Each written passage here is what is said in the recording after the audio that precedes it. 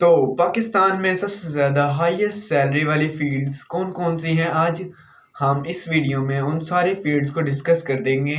बिल्कुल एंड में डीप में जाके ना डिटेल में जाके उनको डिस्कस करेंगे।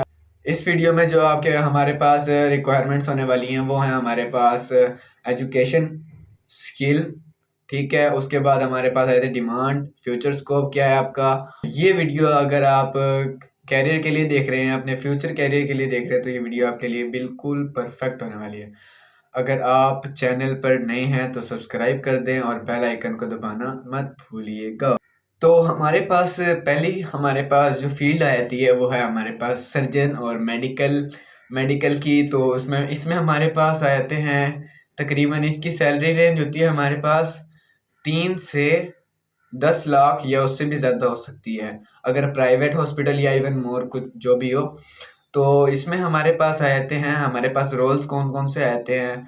रोल्स हमारे पास आ जाते हैं कि न्यूरो सर्जन आ जाता है हमारे पास, उसके बाद हार्ट सर्जन आ जाता है, उसके बाद ऑर्थोपेडिक सर्जन आ जाता है। ऑर्थोपेडिक मींस यानी कि बोन सर्जन, जॉइंट सर्जन या ईटीसी वगैरह जो भी कह लो।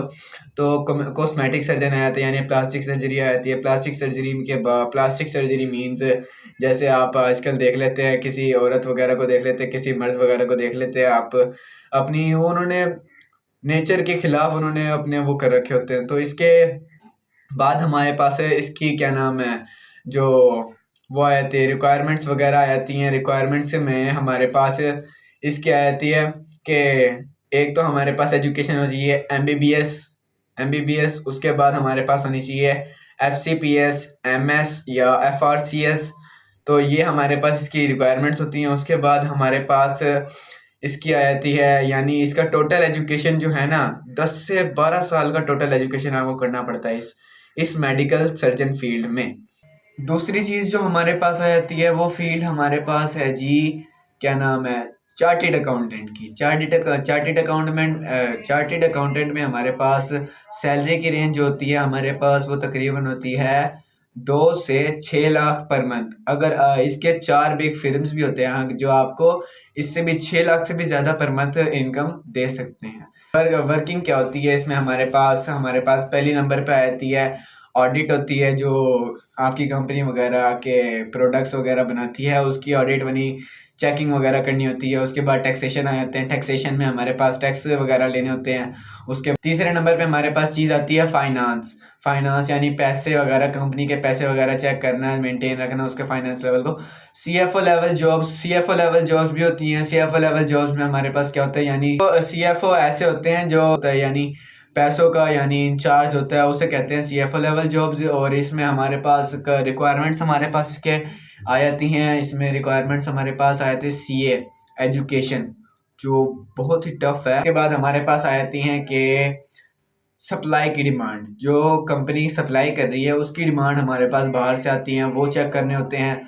उसके बाद हमारे पास आ जाती हैं जी, कंपनी को ना बिल्कुल फाइनेंस एक्सपर्ट्स चाहिए होते हैं जो कंपनी के सीएफओ लेवल यानी फाइनेंस लेवल को मेंटेन।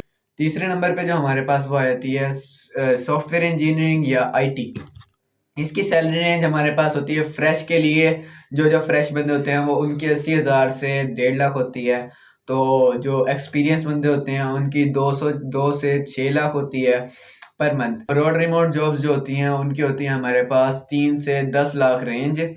अब्रॉड रिमोट जॉब्स कौन सी होती है, अब्रॉड रिमोट जॉब्स वो होती हैं, ठीक है, जो बाहर से कंपनीज होती हैं, जो टेक की कंपनीज होती हैं बाहर से, वो हमें पाकिस्तान में जॉब्स वगैरह देती हैं, वो हम पाकिस्तान में बैठे बैठे कर सकते हैं। तो इसकी क्या नाम है, हाईएस्ट पेड स्किल्स कौन कौन सी हैं, वो आती हैं हमारे पास एआई मशीन लर्निंग हो जाती है, उसके बाद फुल स्टैक डेवलपमेंट हो जाती है, साइबर सिक्योरिटी हो जाती है, उसके बाद हमारे पास ऐप डेवलपमेंट हो जाती है, उसके बाद हमारे पास ब्लॉकचेन हो जाती है, क्लाउड कंप्यूटिंग हो जाता है हमारे पास। हाई इस वजह से है क्योंकि ग्लोबल रिमोट जॉब्स जो होती है पाकिस्तान में वो बूमिंग यानी एक्सपेंड कर रही होती हैं, बहुत ज़्यादा हाई लेवल पे जा रही होती हैं।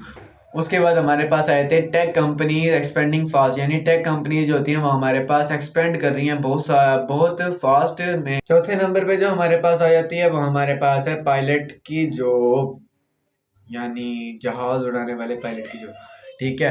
तो इसमें हमारे पास सैलरी रेंज होती है तकरीबन 4 से 8 लाख। अगर आप इंटरनेशनल एयरलाइन में जॉब करते हो तो ये उससे भी ज़्यादा आपको दे सकते हैं, तकरीबन 10 से 15 लाख तकरीबन अर्निंग हो सकती है पर मंथ। पर मंथ ठीक है। उसके रिक्वायरमेंट इसकी हमारे पास होती हैं, इसमें रिक्वायरमेंट्स हमारे पास होती हैं कि CPL होता है, कमर्शियल पायलट लाइसेंस होना चाहिए, फ्लाइट हॉर्स होना चाहिए, यानी और ट्रेनिंग होनी चाहिए, यानी एक्सपीरियंस बंदे होने चाहिए जो जहाज़ को चला सके। इन जॉब्स की इस जॉब की इतनी सैलरी ज़्यादा क्यों है? इस वजह से कि उसके ऊपर पायलट के ऊपर हाई रिस्पॉन्सिबिलिटीज़ आई हुई होती हैं। एक पायलट के साथ को पायलट बैठा होता है जो एक्सपीरियंस होता है, एक पायलट दूसरा होता है जो फ्रेश वगैरह होता है, वो उसको वो सिखा रहा होता है। उसके बाद हमारे पास पैसेंजर्स होते हैं, पैसेंजर्स जो कि क्या नाम है, पैसेंजर्स की रिस्पॉन्सिबिलिटीज़ होती हैं कि हमारे पास पैसेंजर के रिस्पॉन्सिबल होते हैं पायलट। उसके बाद हाँ ये होती हैं हाई स्पेशलाइज्ड जॉब, जो कि बिल्कुल स्पेशल तरीके से की जाती हैं और बिल्कुल इतनी छोटी सी भी गलती ना जहाज़ को यूं क्रैश करवा सकती है। तो इस वजह से इसमें बहुत उसका ख्याल रखा जाता है। नंबर पे हमारे पास आ जाते हैं कॉरपोरेट लॉयर्स, यानी कंपनी के लॉयर्स। कॉरपोरेट लॉयर्स में हमारे पास रेंज होती है तकरीबन 1.5 से 5 लाख रुपए सैलरी की रेंज होती है। हमारे पास उसकी वर्किंग आ जाती है। वर्किंग में हमारे पास आता है कॉरपोरेट लॉज, यानी कंपनी को चलाने के रूल्स या is equal to corporate laws होते हैं वो। दूसरे नंबर पे हमारे पास आ जाते हैं टैक्स रूल्स यानी कंपनी टैक्स कैसे पे करती है उसके रूल्स, वो टैक्स लॉस कहलाते हैं।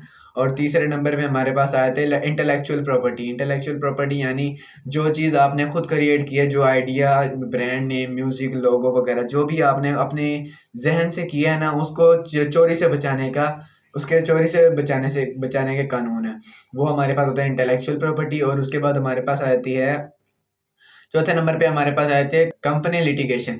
कंपनी लिटिगेशन का मतलब होता है कि कंपनी लिटिगेशन में हमारे पास होती है कि कॉरपोरेट लॉयर्स होते हैं जो हमारी कंपनी की केसेस वगैरह, उसमें कोर्ट में जो केसेस होते हैं कंपनी के, वो सारे निपटाते हैं। इन सारों को सैलरी 1.5 से 5 लाख क्यों होती है? इसी वजह से कंपनी की लीगल प्रोटेक्शन होनी चाहिए, यानी जो कंपनी में बंदा काम कर रहा है वो लीगल कर रहा हो और प्रोटेक्शन कर रहा हो कंपनी के, यानी कंपनी के कागजात वगैरह या किसी के केसेस वगैरह बाहर वगैरह किसी बंदे को ना दे रहा हो। और इसी वजह से वो लीगल बंदे को रखते हैं और वफादार बंदे को रखते हैं, फेथफुल पर्सन को रखते हैं वो।